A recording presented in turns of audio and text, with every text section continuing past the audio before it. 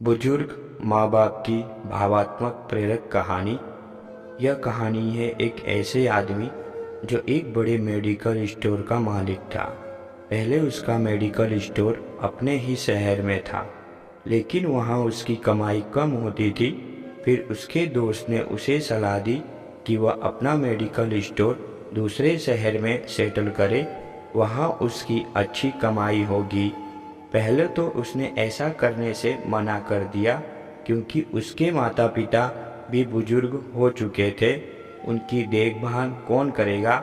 लेकिन बाद में उसने अपना मेडिकल स्टोर अपने शहर से दूर दूसरे शहर में सेटल कर लिया। मेडिकल स्टोर दूर होने के कारण वह रोज़ अपने घर नहीं जा पाता था, लेकिन मेडिकल स्टोर काफ़ी बड़ा था।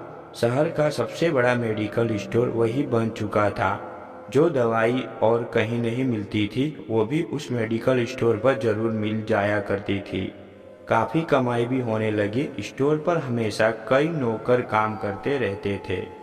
सब कुछ ठीक चल रहा था कि एक दिन सुबह का समय था और स्टोर पर काफ़ी भीड़ थी।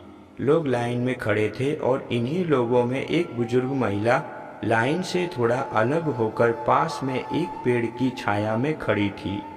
स्टोर मालिक की नज़र उस बुजुर्ग औरत पर पड़ी, जिसे देखकर ऐसा लग रहा था कि वो भी कोई ज़रूरी दवाई लेने आई हो। थोड़ी देर में स्टोर से भीड़ खत्म हो गई, लेकिन बुजुर्ग औरत स्टोर पर नहीं आई।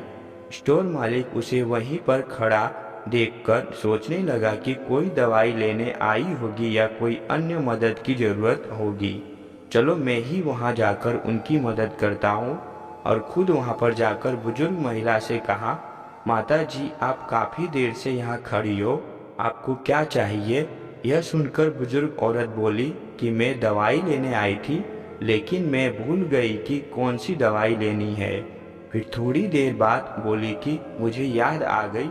मालिक ने कहा, जल्दी बताओ, आपको कौन सी दवाई चाहिए, मैं आपको लाकर दे दूँगा। तो उन्होंने कहा कि मुझे बच्चों की याद न आने की दवाई चाहिए। यह कहते हुए बुजुर्ग महिला की आंखों से आंसू आ गए और वहां से चल दी।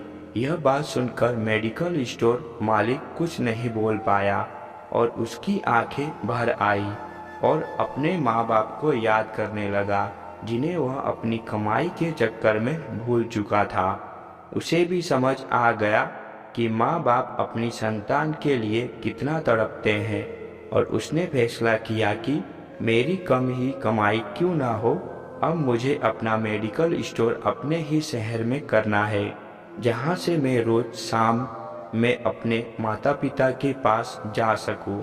इस कहानी से सीखने को मिलता है कि हमें अपने माता पिता की देखभाल करनी चाहिए।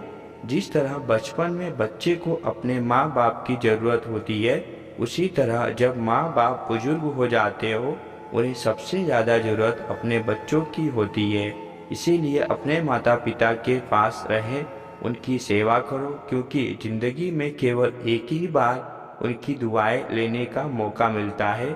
अगर एक बार वो इस संसार से चले गए तो फिर कभी वापस नहीं आएंगे।